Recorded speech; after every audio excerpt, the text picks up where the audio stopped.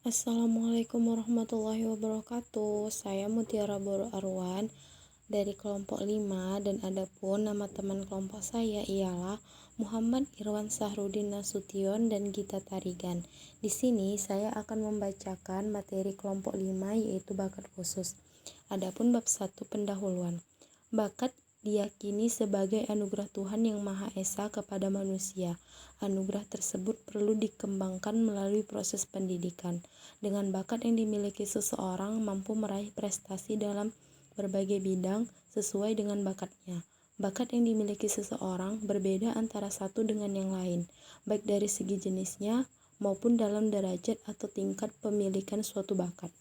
Mengembangkan minat dan bakat bertujuan agar seseorang belajar atau di kemudian hari bisa bekerja di bidang yang diminatinya dan sesuai minat dan bakat yang dimilikinya, sehingga mereka bisa mengembangkan kapabilitas untuk belajar serta bekerja secara optimal dengan penuh antusias.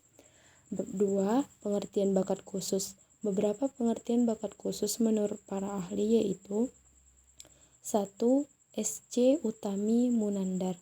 Bakat pada umumnya diartikan sebagai kemampuan bawaan sebagai potensi yang masih perlu dikembangkan dan dilatih agar dapat terwujud.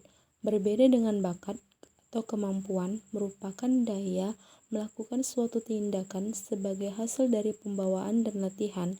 Kemampuan menunjukkan suatu tindakan performance dapat dilakukan sekarang, sedangkan bakat memerlukan latihan dan pendidikan agar suatu tindakan dapat dilakukan di masa yang akan datang. 2. Menurut Kartini Kartono, bakat adalah mencakup segala faktor yang ada pada individu sejak awal pertama dari kehidupannya, yang kemudian menumbuhkan perkembangan keahlian, kecakapan, dan keterampilan khusus tertentu. Yang ketiga, menurut Suganda Purbajata, bakat sebagai benih dari suatu sifat yang baru akan nampak nyata jika mendapatkan kesempatan atau kemungkinan untuk berkembang. Dan yang keempat, menurut Deike Bingham, bakat adalah suatu kondisi atau serangkaian karakteristik dari kemampuan seseorang untuk mencapai sesuatu dengan sedikit latihan mengenai pengetahuan, keterampilan, atau serangkaian respon, misalnya kemampuan berbahasa maupun mengarang lagu dan lainnya. Dan yang kelima, menurut Sarlito Wirawan Sarwono, bakat adalah kondisi dalam diri seseorang yang memungkinkannya dengan satu latihan khusus untuk mencapai kecakapan, pengetahuan, dan keterampilan khusus. B. Jenis-jenis bakat khusus. Koni Semiawan dan Utami Munandar tahun 1987 mengklasifikasikan jenis-jenis bakat khusus, baik yang masih berupa potensi maupun yang sudah terwujud menjadi 5 bidang, yaitu 1. Bakat akademik khusus. 2. Bakat kreatif atau produktif. 3. Bakat seni. 4. Bakat fisikomotorik. 5. Bakat sosial. Bakat bukanlah merupakan trait atau sifat tunggal, melainkan merupakan sekelompok sifat yang secara bertingkat membentuk bakat. Misal dalam bakat musik terdapat kemampuan memberikan nada, kepekaan akan keserasian suara, kepekaan akan irama dan nada. Bakat baru muncul atau teraktualisasi bila ada kesempatan untuk berkembang, untuk dikembangkan, sehingga mungkin saja terjadi seseorang tidak mengetahui dan tidak mengembangkan bakatnya, sehingga tetap. C. Hubungan antara bakat khusus dengan kreativitas. Dari hasil-hasil penelitian, keberbakatan dan anak berbakat tahun 1981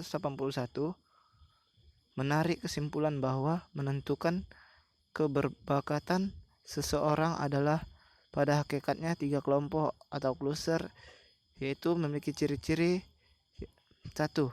Kemampuan di atas rata-rata. 2. Kreativitas. 3. Peningkatan diri atau tanggung jawab terhadap tugas. Seseorang yang berbakat adalah seseorang yang memiliki 3 ciri tersebut. Kreativitas sebagai kemampuan untuk menciptakan sesuatu yang baru, sebagai kemampuan untuk memberikan gagasan-gagasan baru, yang dapat diterapkan dalam pemecahan salah satu atau sebagai kemampuan untuk melihat hubungan-hubungan baru antara unsur-unsur yang sudah ada sebelumnya, yaitu sama pentingnya. D. Hubungan bakat khusus dengan prestasi akademik.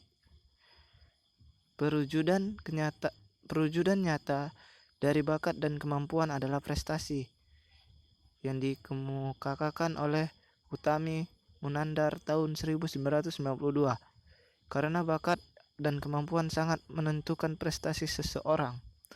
Orang yang memiliki bakat matematika diprediksi mampu mencapai prestasi yang menonjol dalam bidang matematika. Prestasi yang menonjol merupakan cerminan dari bakat khusus. Bakat khusus yang memperoleh kesempatan maksimal dan dikembangkan sejak dini, serta didukung oleh fasilitas dan motivasi yang tinggi, akan dapat terrealisasi dalam bentuk prestasi unggul.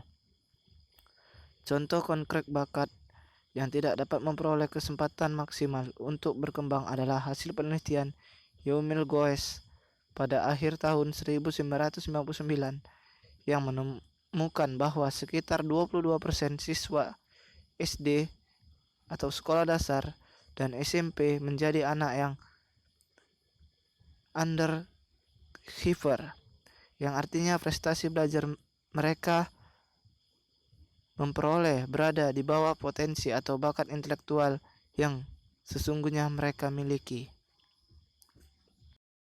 Usaha-usaha guru dan orang tua dalam mengembangkan bakat khusus.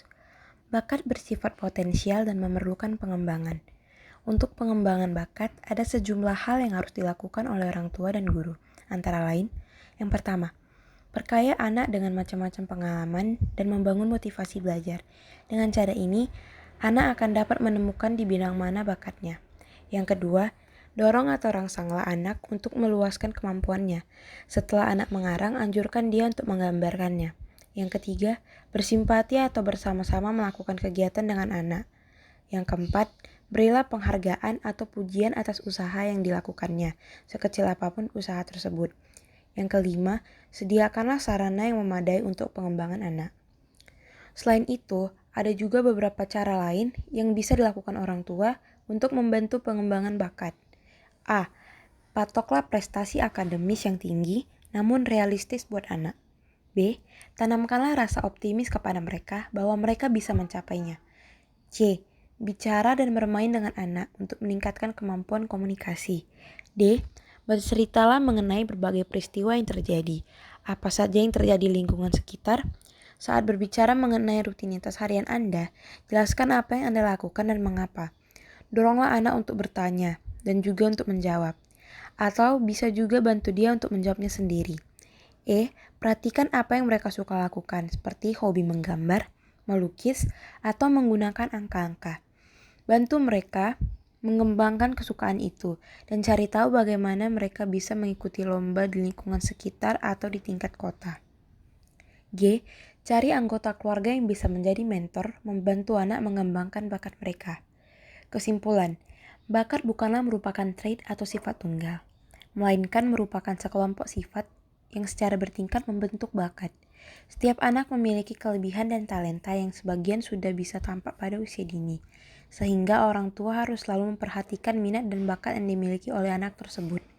Dengan mengembangkan minat dan bakat bertujuan agar anak yang mendapat didikan yang baik dan selalu terpenuhi apa yang menjadi keinginannya. Kemudian hari bisa bekerja di bidang yang diminatinya dan sesuai dengan kemampuan serta minat dan bakat yang dimilikinya, sehingga anak tersebut bisa mengembangkan kapabilitas untuk belajar serta bekerja secara optimal dengan penuh antusias. Baiklah, sekian dari hasil kerja kelompok kami. Jika ada kesalahan dalam pengucapan dalam video ini, kami mohon maaf. Terima kasih.